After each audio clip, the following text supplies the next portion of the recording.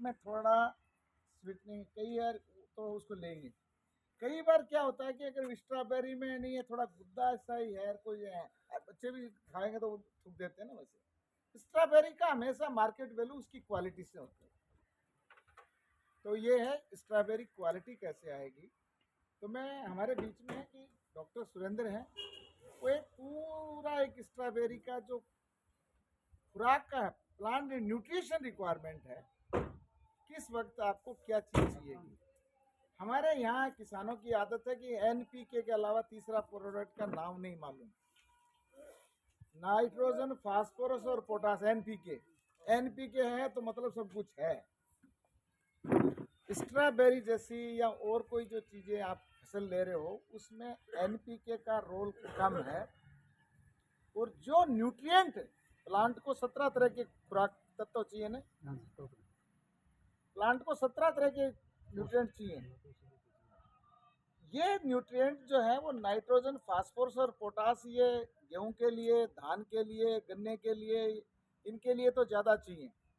लेकिन कुछ तत्व ऐसे होते हैं जो क्वालिटी को सुधारते हैं। और फ्लोरिंग के वक्त कौन सा न्यूट्रिएंट चाहिए, फूल के वक्त अगर वो न्यूट्रिएंट नहीं मिला तो फ्लोरिंग अच्छी नहीं होगी।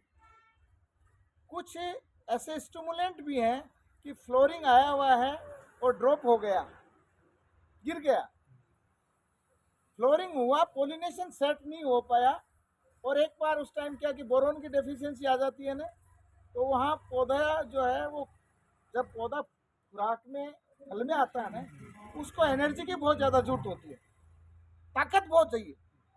मैं छोटा एग्जांपल देता हूँ। जब अपनी कटड़ी है, अब उसको अपने क्रॉस करा के लाते हैं तो पहले 2-3 महीने तो आपको ज़्यादा उसकी खुराक की नहीं होती है, लेकिन वो 7वें 8वें महीने में आपको दाना देना पड़ेगा अगर उसको दूध अगर उसका सही करना है करती है। क्यों?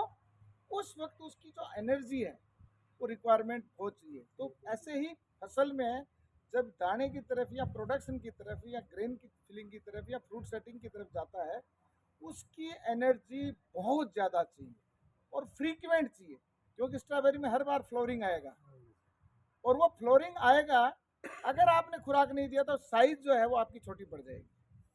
वो छोटी क्यों पड़ती है, उसका एक रीजन है। अगर आपने एनर्जी फ्लो रखा तो लास्ट तक आप तोड़ते रहना, स्ट्रॉबेरी का एक ही जो ओरिजिनल साइज आपकी वेराइटी जो लगा रखी है वो आएगा। और अगर आपने सिलेक्शन अगर न्यूट्रिएंट का अच्छा कर लिया, आपने ये भी दिखाऊंगा कि जो आप पोटास डालते हो, एमओपी जो डालते हो, उसमें क्लोरीन बहुत ज़्यादा होता है, ज़मीन को वो खराब करता है। स्ट्रॉबेरी सब ने अपने वो लगा रखी है क्या, ड्रिप पे। तो जो इतना जो एरिया है ये वाला ऑलमोस्ट 6x6 इंच का एक जो सर्किल बनता है, 1 फीट का लंबा इधर से इधर है, उसमें हर बार ऐसे चलता है तो जो क्लोरीन है वो वहीं डिपॉजिट होता है और ज़मीन का पीएच खराब हो जाता है। तो ज़मीन का जो पीएच खराब होगा तो जो दूसरे तत्व हैं वो, ज़मीन का स्वास्थ्य ठीक नहीं है। यदि आपके बुखार आ गया है, आपको हलवा खिलाओगे तो भी आपका मन नहीं करेगा, और यदि आपके बुखार नहीं है, स्वस्थ शरीर है, तो हलवा आपको खाने का जी करेगा। ये है, ये प्लांट में भी वही नियम है, आदमी में भी वही नियम है, एनिमल में भी नियम है। तो यदि उस वक्त आपका न्यूट्रिएंट अगर आप सही सिलेक्शन नहीं करते हो, न्यूट्रिएंट सही तरह का नहीं देते हो, तो वो उसकी एक आपको कमी मिलेगी। जितने भी एग्रोसेल के जो प्रोडक्ट आप देख रहे हैं, महालाभ प्योर नेचुरल पोटास है, जिसमें 23% पोटास, 11% मैग्नीशियम और 17% सल्फर है। मैग्नीशियम का काम क्या है ये भी आपको मालूम होना चाहिए, इसलिए मैंने बोर्ड बनाया है कि ये 17 तरह के तत्व क्या होते हैं, नाइट्रोजन का काम क्या है, फास्फोरस का काम क्या है, पोटास का काम क्या है, मैग्नीशियम का क्या है, सल्फर की, ये थोड़ा चर्चा करेंगे। अगर आपको उस चीज़ के बारे में नॉलेज होगा तो आप उसको देखेंगे। और कौन से के ये केमिकल फॉर्म में डालोगे तो उसका जो है केमिकल का दुष्प्रभाव भी होता है।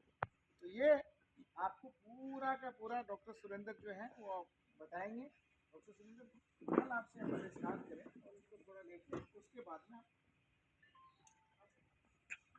बस कितने उम्र है आपका सब्जेक्ट है आपको कोई चीज़ होगी देखिए सारे प्रोडक्ट टच करना